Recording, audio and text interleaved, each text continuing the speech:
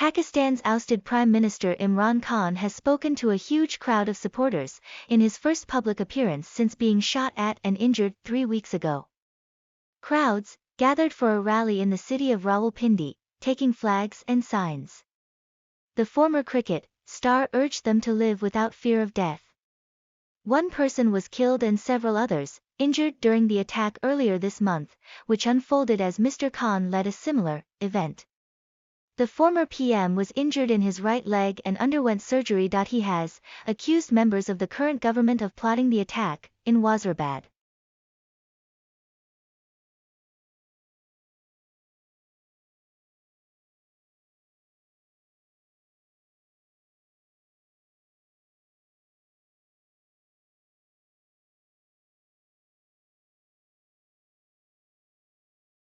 Venezuela's government and the opposition have signed a preliminary agreement to find a way out of the country's political crisis.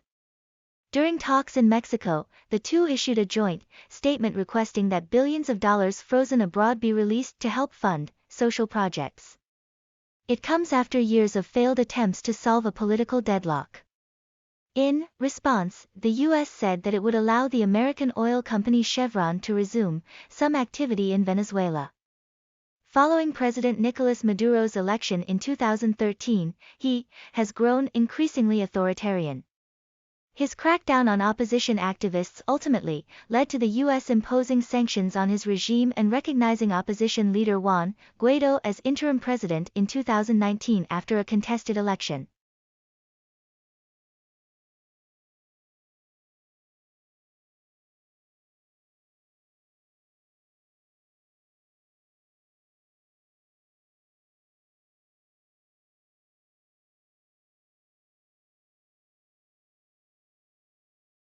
A number of people are feared to have been killed after a mudslide triggered by heavy rains swept away homes on the island of Ischia, near Naples.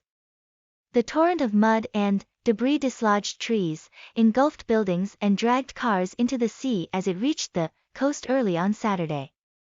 The body of a woman was reported to have been found under the mud, and several other people are still missing. Dozens of homes are cut off, with bad weather hampering rescuers. Resident Lisa Macchiaro told ANSA news agency, started hearing loud thunder at about 3 o'clock, 2 o'clock Greenwich Mean Time, then the first landslide came down, followed by a second one around 5 o'clock. It was horrifying.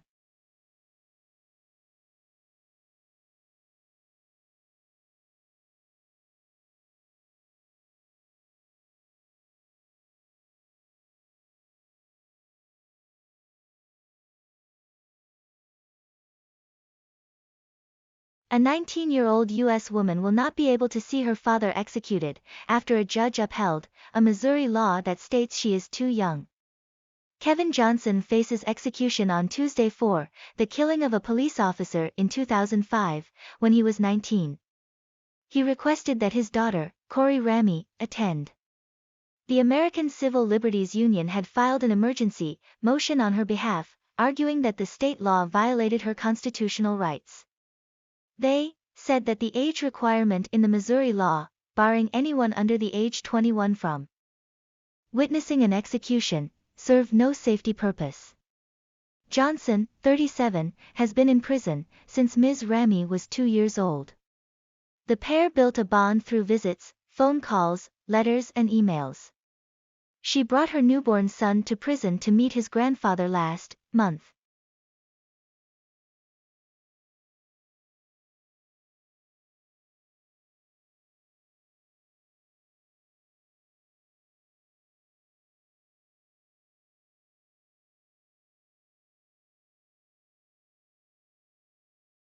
Jyoti Bhatt was among the early students of one of the first art schools set up after India's independence in 1947.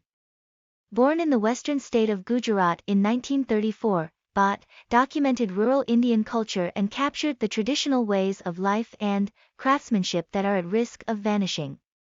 He went to study in art schools in Europe and New York and became one of the most innovative modernist photographers in South Asia. In 2019, Bhatt was awarded the Padma Shri, one of the India's highest civilian awards, and his work can now be found in the collections of the Tate Modern, London, and the Museum of Modern Art, MoMA, New York, among others.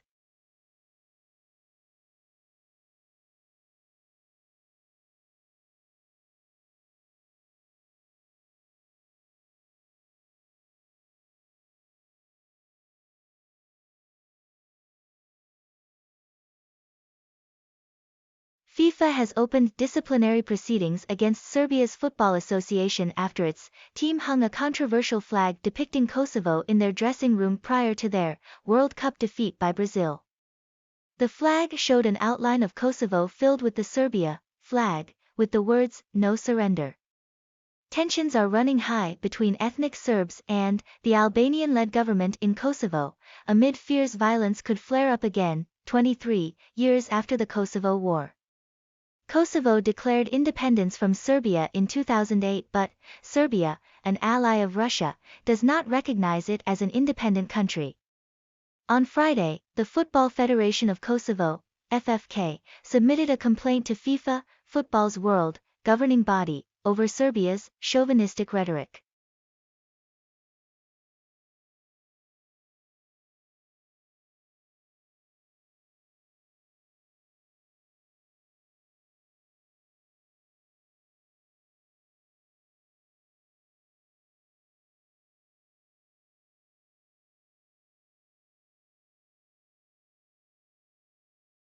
The world's longest-serving president has won re-election in Equatorial Guinea to continue presiding over his authoritarian regime. Teodoro Obiang Nguema Mbasogo, 80, secured almost 95% of votes, officials announced 6 days after the vote. The results prove us right again, Vice President Teodoro Nguema Obiang Mang, the president's son, said. We continue to be a great party. Some opposition candidates stood, but none were expected to win. President Obiang has a strong grip on the oil-rich Central African nation, with family members in key government roles. He seized power in 1979, after a military takeover and has survived several coup attempts.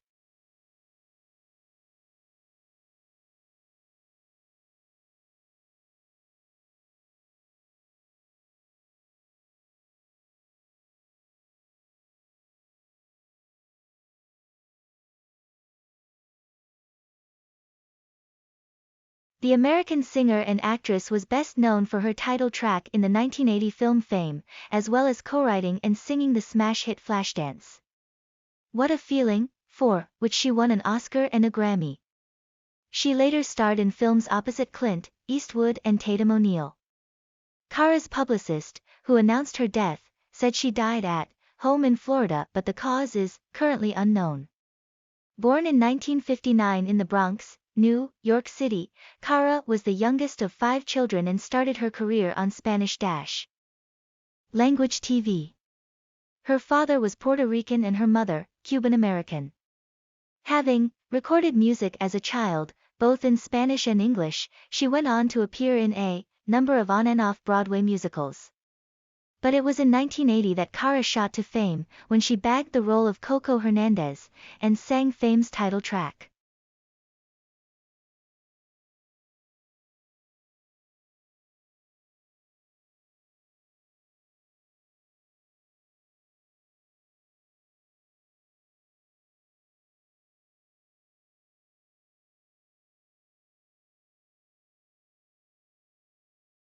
The number of cases of diphtheria among asylum seekers who have recently arrived in the UK has risen to more than 50. It comes after it was confirmed that one migrant who died after being held at Manston Processing Centre in Kent had contracted the disease. The man died in hospital on November 19 after entering the UK on a small boat 7 days earlier. The Home Office said it takes the welfare of those in its care seriously. This week, health officials are set to confirm there have been more than 50 diphtheria cases among asylum seekers this year.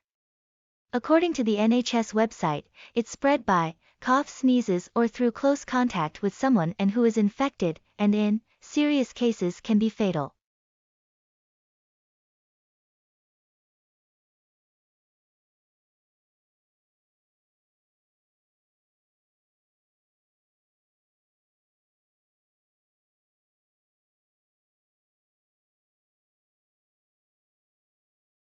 Cristiano Ronaldo has been called a total genius by FIFA for the way in which he won a penalty for Portugal in their World Cup victory over Ghana. The 37-year-old converted from the spot to become the first man to score at 5 different FIFA World Cups. Portugal won 3-2, but the awarding of the spot kick outraged Ghana boss Otto Addo, who said it was not a penalty. At a briefing in Doha, FIFA Technical Study Group (TSG) member Sunday Oliseh said strikers are getting smarter. The TSG, which is led by former Arsenal manager Arsene Wenger, looks at each match and provides analysis including performance data and trends.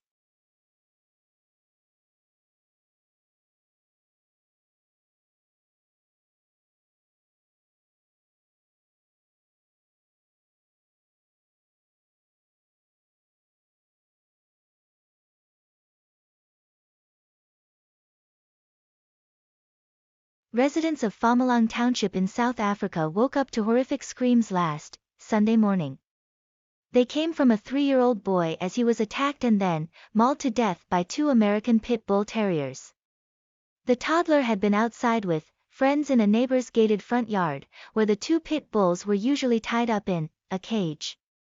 But that morning they were loose and roaming around. It was as the children were playing that the dogs pounced on Keketso Saul. His devastated family say the savage attack lasted for several minutes. Had someone not pulled him away, the dogs would have finished eating him, his distraught aunt, Dabelang Saul.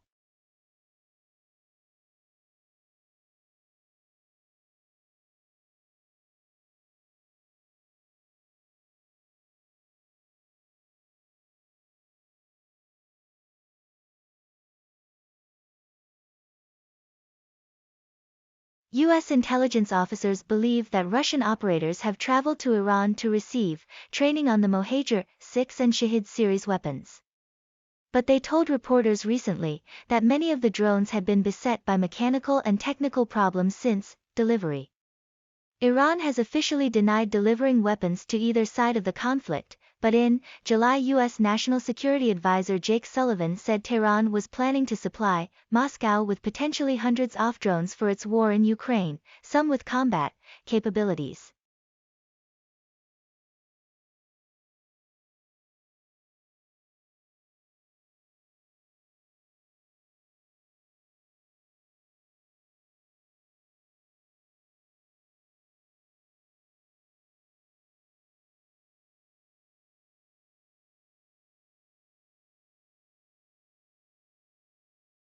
Russian missile strikes have been reported across the country, with a fuel depot set on fire in the Kryvyi Rih area in central Ukraine. In a photo posted by the governor of Dnipropetrovsk region, thick black smoke could be seen billowing from the depot. It was attacked with 2 missiles on Monday evening, Valentin Reznichenko said, adding that there was no immediate information about casualties.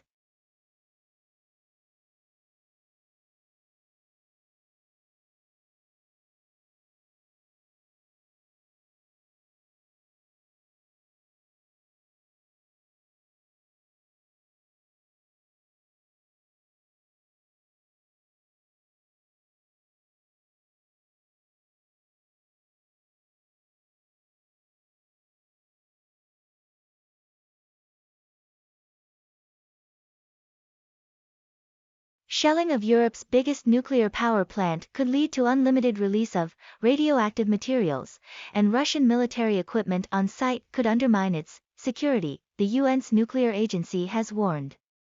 Russia occupied the Zaporizhzhia plant at the start of its invasion of Ukraine, and it has come under repeated attack. After a visit last week, UN's nuclear watchdog has called for a safety and security protection zone.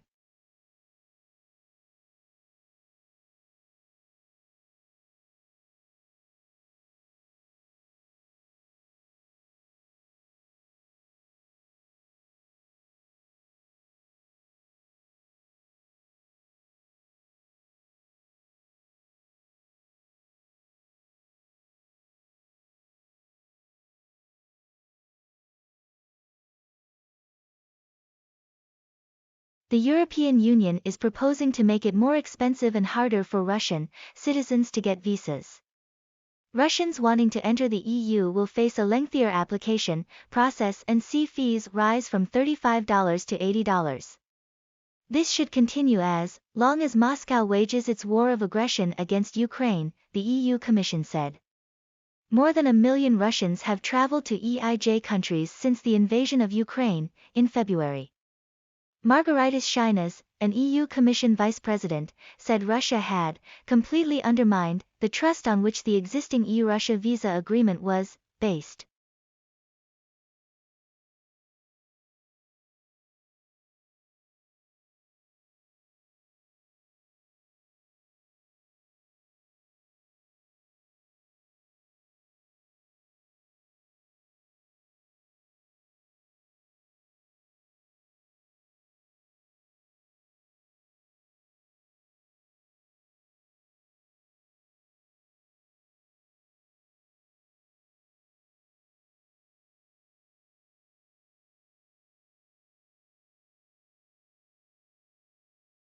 The latest retaliatory measures from Russia come as a response to sanctions by the U.S. administration. The latest were announced on Friday as part of a wider plan by the G7 to impose a price cap on Russian oil in a bid to scupper Moscow's ability to finance its war. The hostile actions of the American authorities, which continue to follow a Russophobic course, destroying bilateral ties and escalating confrontation between Russia and the United States.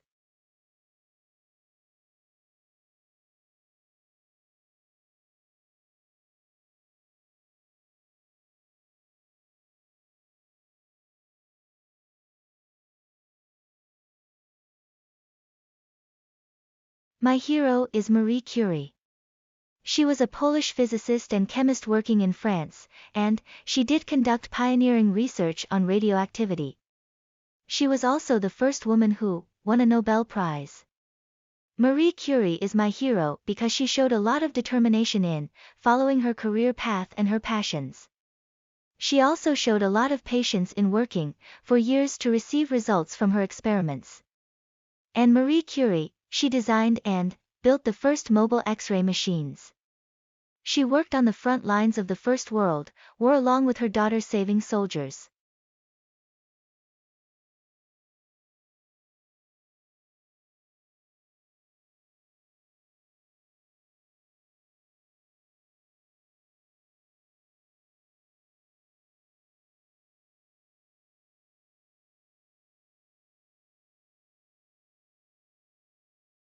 College application essays require you to follow a prompt or question. Select one idea, develop it throughout the essay, and include only the information that pertains to your topic. You might try to avoid writing abstract ideas or generalized thoughts. Instead, use concrete information and examples, which will prevent your writing from becoming lengthy and unfocused. For example, if an essay prompt asks you to write about your college goals, instead of discussing general topics like getting good grades, meeting new people, and earning a degree, you may be better served to write about the specific area you plan to study, the steps you plan to take to graduate with honors, and how you want to take part in student organizations in order to network or serve the community.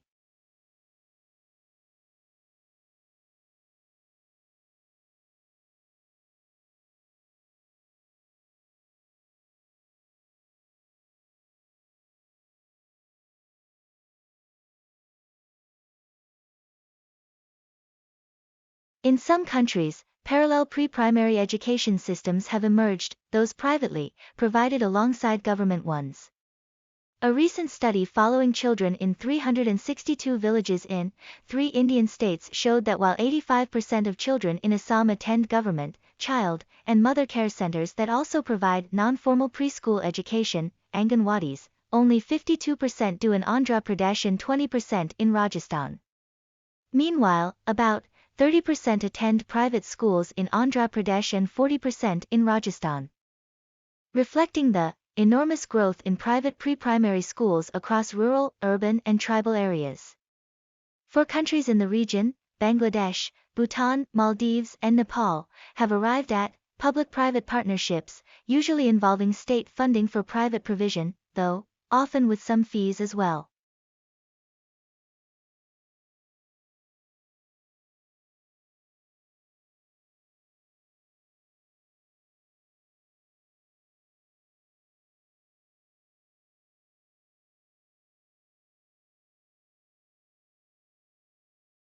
I live in the part of Western London where I think many of the streets are really ugly, and this distresses me every time when I walk to a supermarket or walk to the tube.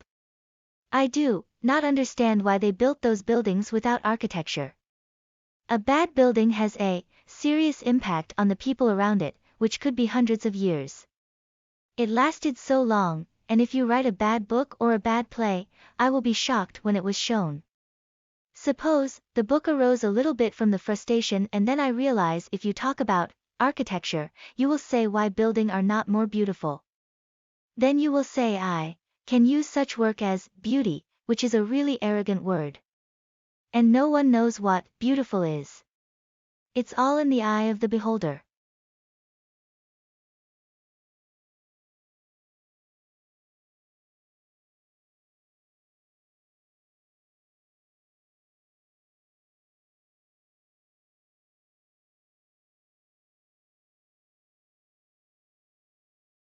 Switzerland in watchmaking followed precisely the example of Germany in clockmaking.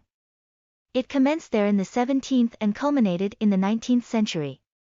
Many thousands of its population were engaged in the business, and it flourished under the fostering care of the government, by the establishment of astronomical observations for testing the adjustment of the best watches, the giving of prizes, and the establishment and encouragement of schools of horology conducted on thorough scientific methods. A quarter of a century ago it was estimated that in Switzerland 40,000 persons out of a population of 150,000 were engaged in watchmaking, and that the annual production sometimes reached 1,600,000 completed movements. The whole world was their market. The United States alone was importing 134,000 watches annually from that country.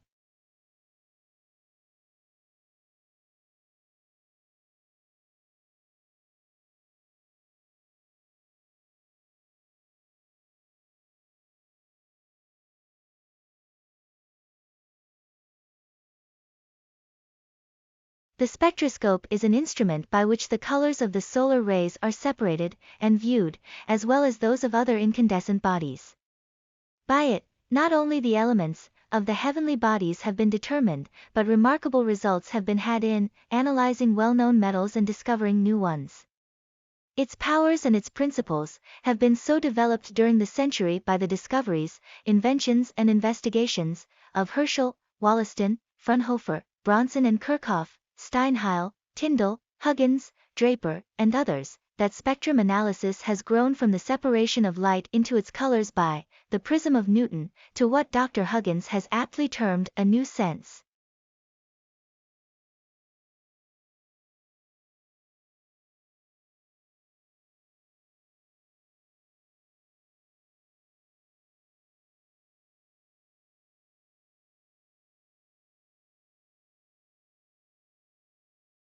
Plants are living, and therefore require food of some kind as well as air and water in the same way, and for the same purposes as do animals.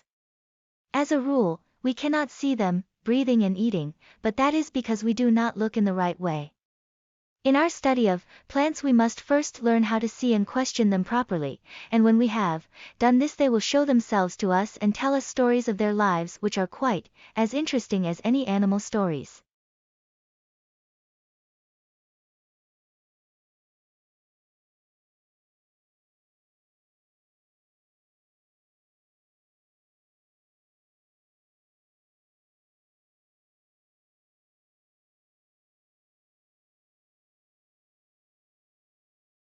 The black bear is the largest wild animal in these parts.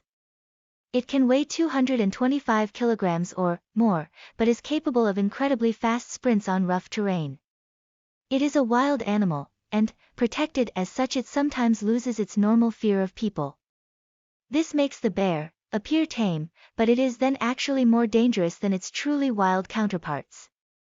If you come upon a bear while you are in your car, keep the windows shut.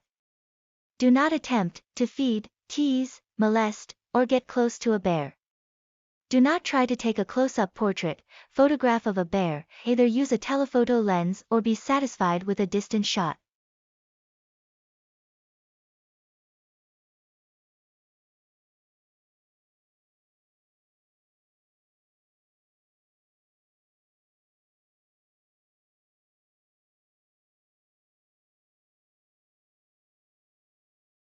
Lions used to be common enough throughout South Asia, Iran, Asia Minor and even in Greece. They disappeared from these countries a long time ago and are seldom encountered in India. The Indian lion is smaller than his African counterpart. There are two varieties of Asiatic lions, the Persian or Arabian, and the lion of Gujarat, the latter, confined to a very narrow district.